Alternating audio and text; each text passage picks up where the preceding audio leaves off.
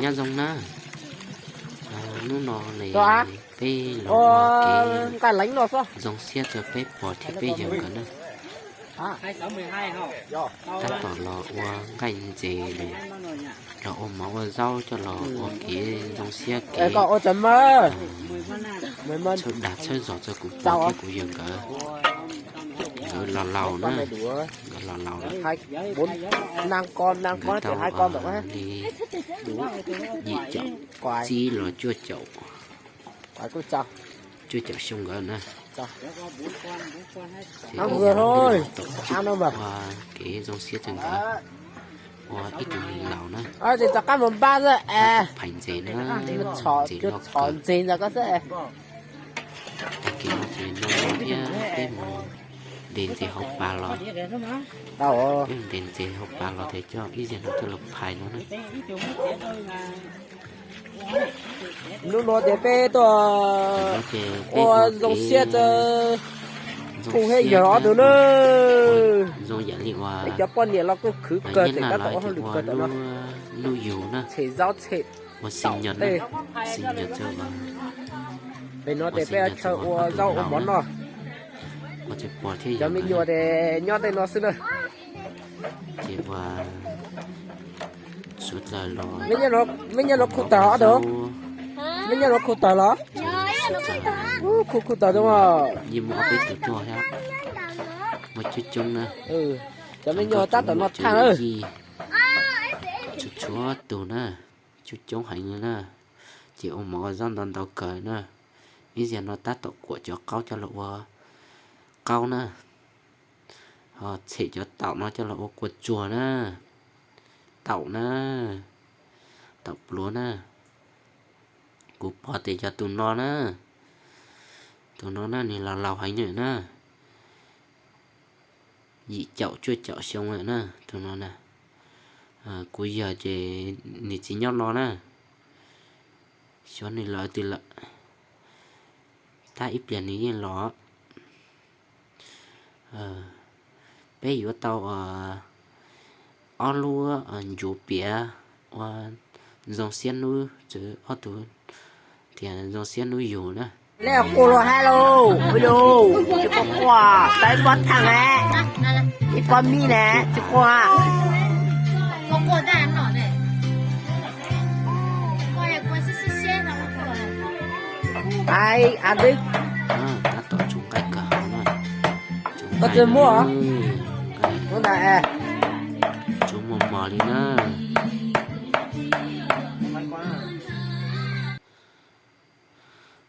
để nó ta tổ chống cái gì là qua cao nè này mới xe cho cao nó nè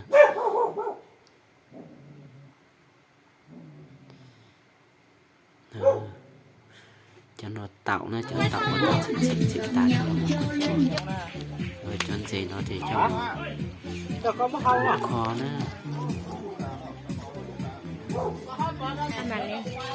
nó chơi vui cho mình không có xì không có xì cho nó hay là cho sợ lúc tha nó no nữa đi mó chứ quay quay cũng mà bây giờ nị chế ta tậu mỏ nè cho nị chế ta tậu mỏ nè bây giờ lọc có quật tậu nè quật tậu chùa nè tậu tao nó niệm sợ ta tậu bùn chia nè bùn chia ông mỏ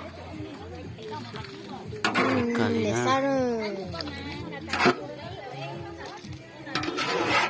món nó mày chủ yếu cho bắp ô thế là chỉ bắp ô thì ô cho mỏ cú nhiên chỉ giống nó thì mình sẽ tụ bắp ô thế này cho nên lào thì nữ nho rú nhùa cho luôn thì món nè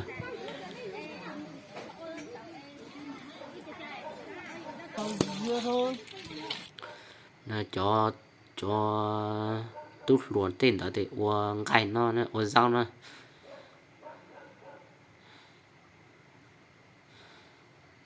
ý lấy một ít cho họ lửa nè nhiều nhẹ dạ họ lửa nè để nó cho tay tính chán á cho ăn chán nhân để nó ta tự bị tính nè bé tính chán nó nữa chân chán nó mà tính tao mà cá hành này nữa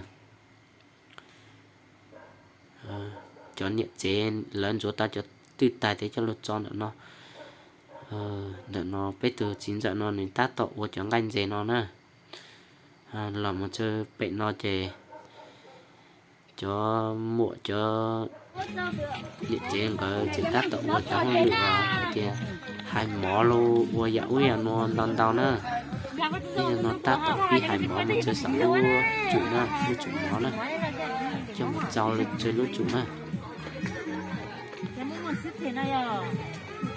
bây giờ cho nó chỉ muốn hai chơi luôn năm bóng chứ này hai chơi luôn năm bóng này hả thì mình sẽ tạo được trong nha quay bố có bố mới rất lâu cả nó bố tưởng rằng nhá giống cao nữa ha luôn nó mang cái mà uống mỏ uống rau chứ xanh mà uống mỏ này mỏ xinh này cho chị này mà uống rau này thì cho chị này có chị tao để chúng con được ta hết này hả đâu bao nó liền nó chỉ chỗ mua cho con này uống mỏ này là sẽ sao hay sao vậy là sẽ sao vậy chỉ cần gần thì tắt ở xí cả nè mua chọn bằng nó cho là ở xí nè nhìn lọ dễ nhìn á cho lò lắm mua cho phô lắm mua cho mình nhọ lắm mua nè cho mình nhọ nè nhìn mua nhẹ cái lọ dễ nhìn nè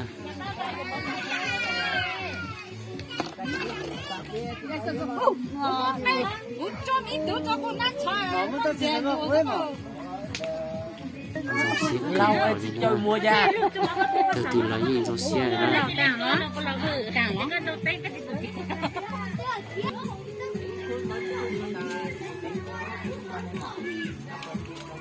ý này mình mới cho họ lưỡi đó thì mới làm co là kho sẽ là kho rồi sẽ là phát cho ra bị mà làm kho mới làm co để cho nó phải đi non thì theo cá này để nó để cho chín giờ nó nên cô mua chọn cây nó cho một bò chỉ có chia nè bò chỉ có chia cho một chồng nè cho nó cây hào nè cây bò hào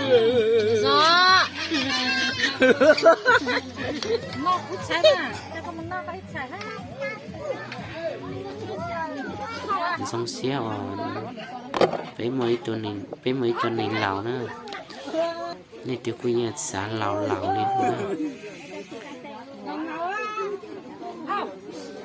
xã có yêu lào lên nữa cho mấy tấm mình được quấy nó dòng xé cho yêu nữa để nó chơi suốt là cô tôi mua phà môn tị mua rau cho lục pít cho dưới sợ nó nữa mua cho dưới sợ lúc trụ nó chơi in nhiều place chứ chơi bây giờ là nó nữa để nó chơi ở lưng chùa nữa ở lưng chùa muốn là cho cụ bò theo cụ dần cả nữa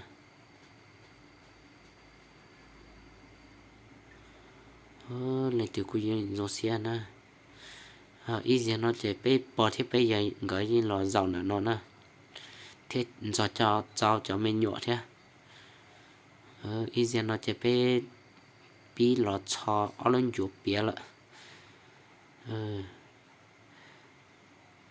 ở lên chuột gì giống cao hành nữa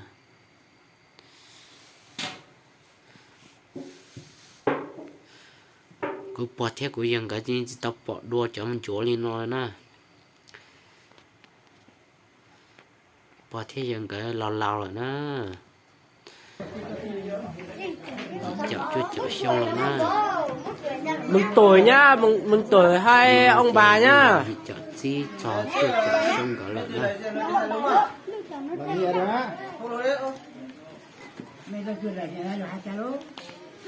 có hôn lên bỏ thêm bỏ thế dân cả nó cho mình mê mà đi chụp báo à bỏ chân chỗ đèn đi rồi xiên hiệu đèn thì tắm nó xí nữa có đi rồi xe dạo đi nè cái gì nó sẽ tìm một áo mỏ cho nó chân thành công có cho xe nó dùng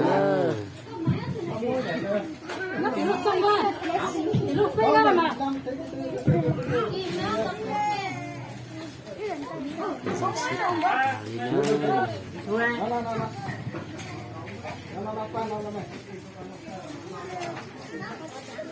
dòng xe nuôi dù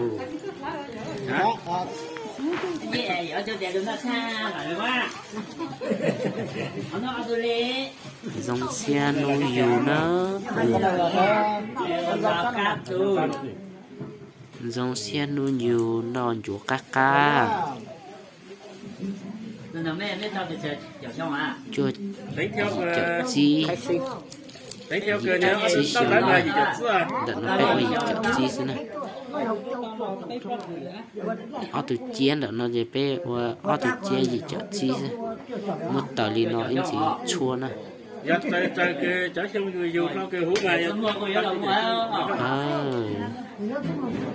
ta thì hú cái nào ý giờ nó chạy pi nè tập ra rồi ý giờ nó chạy pi nè hát bài đi nào mấy bài nào hát bài mi đâu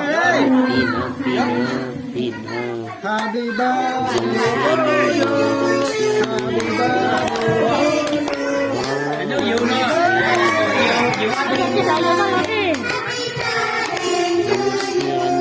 dòng xe nuôi hát đi dòng xe cẳng to you happy birthday happy birthday to you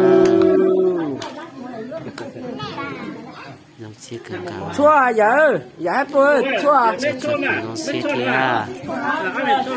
chua nè cho cái đồ mà số ăn tay à làm chua một pi quả hay chua thì chua bây giờ một quả ra chua li nó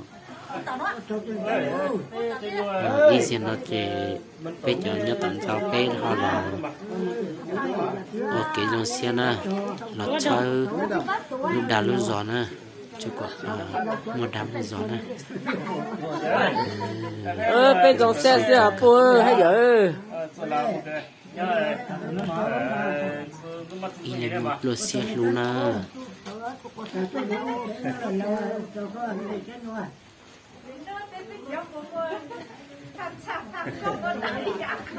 bây giờ mình nhiều vấn đề do xe hành nhiên nè ta tỏ giờ là nó luôn chúa nè nó luôn chúa nữa nè dòng xe cần gạo ý là mấy già nè ta đi pi lọt trẻ luôn chúa nữa pi lọt trẻ luôn chúa Tôi đèn cho con. Lợi con bây giờ nè. Có tiền số ra. mình nhỏ là cô dòng xe nè trở lại nhìn là xe nè nếu nó mà nó in nó chưa sinh chấp là và thì dòng xe chấp là nè lấy được như là xe li họ dòng xe dòng xe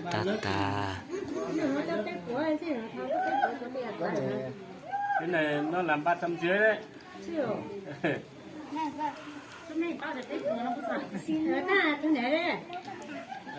à bữa lúc tới giờ lúc lên à sẽ chọn ra rồi chiến chúa cho số chọn cái cha xíu thì con mà cho là cho xuống tay hết cầu Giờ bé con đó phụ nữ ta. Mí rồi. cái kia cầu con nào còn nó sắp xử lý chân nữa Cái chai nó ta nó cho nhân đâu. trả cho cái trang trí xuống cho nó ra nhận nó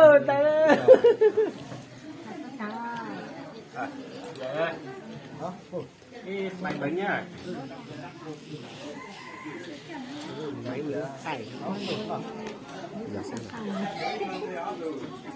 nó cắt ca nữa nó cái nó cái sao một nơi nó ta hay lần đó là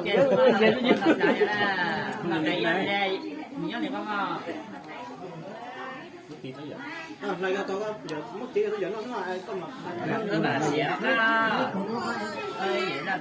nó chỉ cô giờ in nó chỉ sinh chân được bé áo tụ bỏ thi những cái này chỉ nó sẽ Cô cho cụ ba để nè, giờ tôi cụ ba được giàu nó hết rồi. nhưng mà cô là Cô giàu nó con tao mà. giờ là cậu nó là Để lúc cho mình nhớ tới giàu ta. ok rồi xia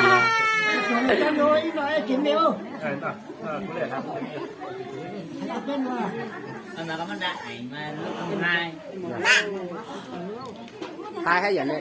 Cụ ba từ đâu mà từ họ lại lên đi. chỉ chờ tụ thế này nó tao là Muốn về lên cho nhẹ. Tại thế nào? một trận chúa nó cho lọc lạnh tại lúc chỉ lúc muốn nó cho có nè ok dòng xe nè ok lọ dậy cái dòng xe nè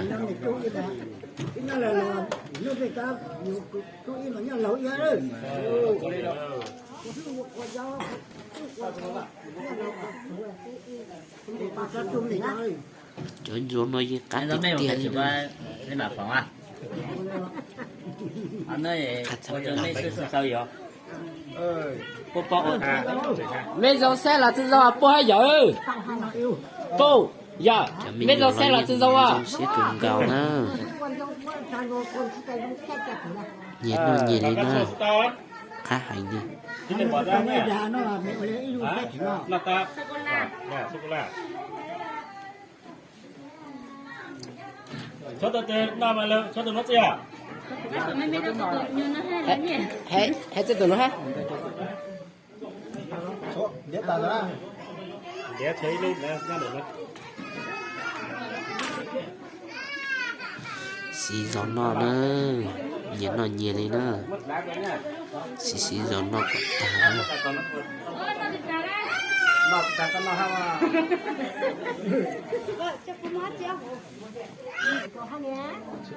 Ai hiểu không?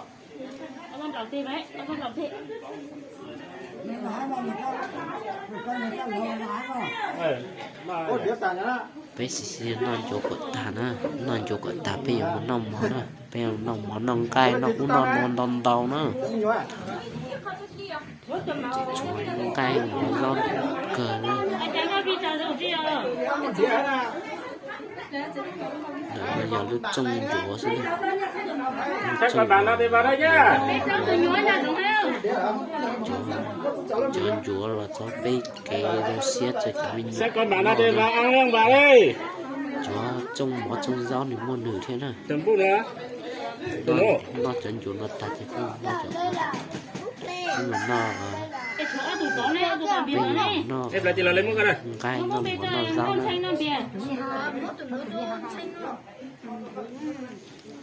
Tôi có biết chưa? Đó, tôi chỉ mất đi được chưa? Đó, nó mất đi tao rồi đó.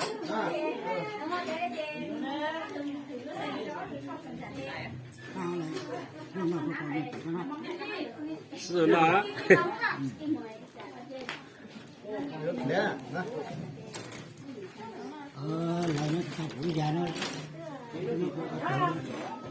Con đầu rồi ba, số cô. Ra ra đây, số cái này. Đang phải à? phải cái giờ tao cũng sắp xóa mà anh đi phải thì biết tao mà Anh vào cái tham không? Anh cho chính này. Cả nè. Mới bây giờ tôi cho một cái ra. Tôi bắt lát rồi. Tôi chạy hết rồi. Lát hà mỏ đó đây đây đây. Mấy cái này đi. Mấy cái này. Ông bà. Hết cho tụi mình nhớ nó, vô hay vô. để cho nhanh đi Từ hết giờ sút là hay nhau. Nó cái vô nó mỏ. Mấy cái nó không nó là nó tao mà để hai chúng nó tao mà bắt Lo. nó lấy. Hết cho tụi mình nhớ tụi nó hết. Hà. Đó là chuyện có gì luôn. Chúng mình đĩa. Tăng chút. Chú này có mất gì nữa chứ bà?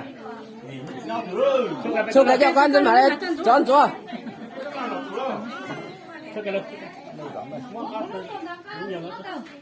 Ê, chả nó cầm má cái lên lửa để nó cho to. Tốt chả có thịt cao ta đấy chứ. cho nó luôn la luôn luôn có đơn lẽ là phải đây cho tôi nó hạt tao này. Đi đại khơi chúng ta chỉ có tụi mình câu nhé. Đi, đi cái này mua. Thì vừa hết thì chứ mà cũng chỉ tôi luôn.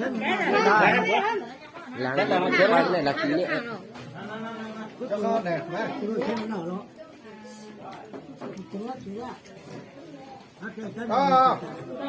Này chớ từ từ mà sang ơi. Mua cả cái chợ gì? Sửa xe. Bố chồng mình tỏ đó cả. Bố Bố chồng nhiệt lá có tức cút đấy. Cái gì nó còn chú. Có thay lắm mà. Có sao vậy? Ít cầm. Không lâu, nói Cho mình nó có chút là mấy cái số tuổi thay họ có chơi có sạc. bố chồng nhiệt lá có được thế. Tao là thay mà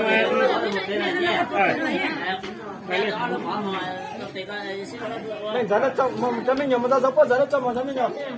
không trong thời chấm nhiều đâu. Mà ra dấu quân giá mà. Lắm đi.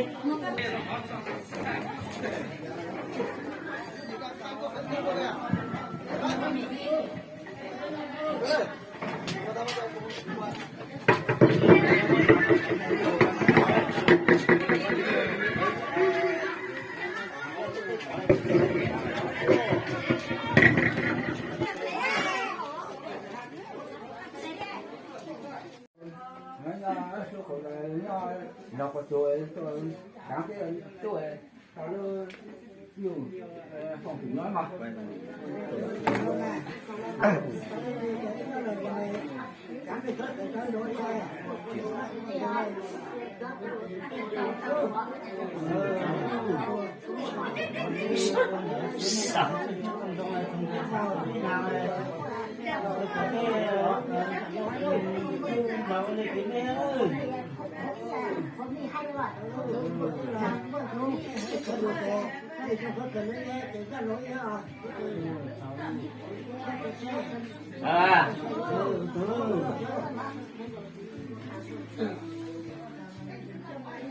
Đây này làm nhá thôi. Mới thấy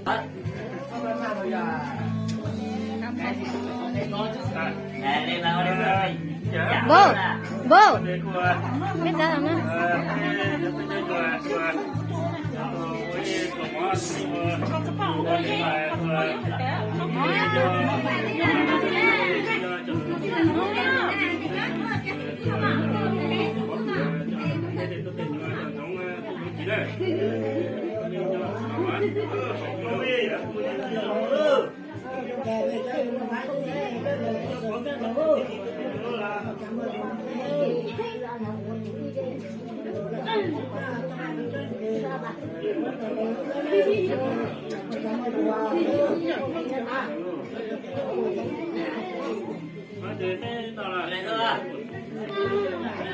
Chỗ nó ra từ cái quê này chỗ ấy lên nào đó mà.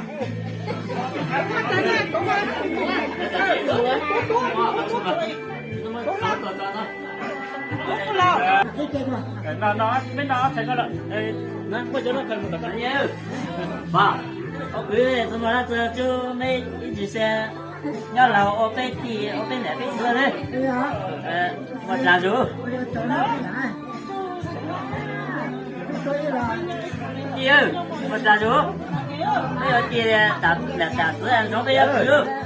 nhưng mà cho vừa bấm ra là thì xe bao giờ là nhưng mà nhau là vừa là cái chú mới là ui nó to mà là nó là vừa lớn rồi không phải to mà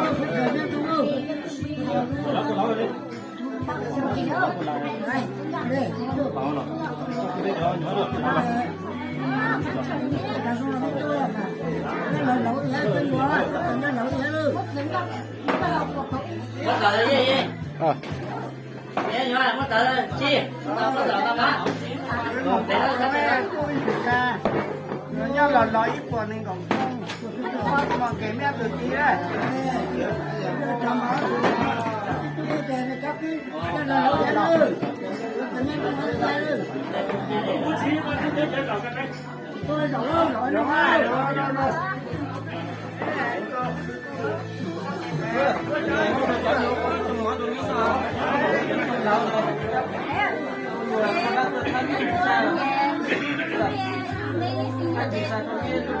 Cái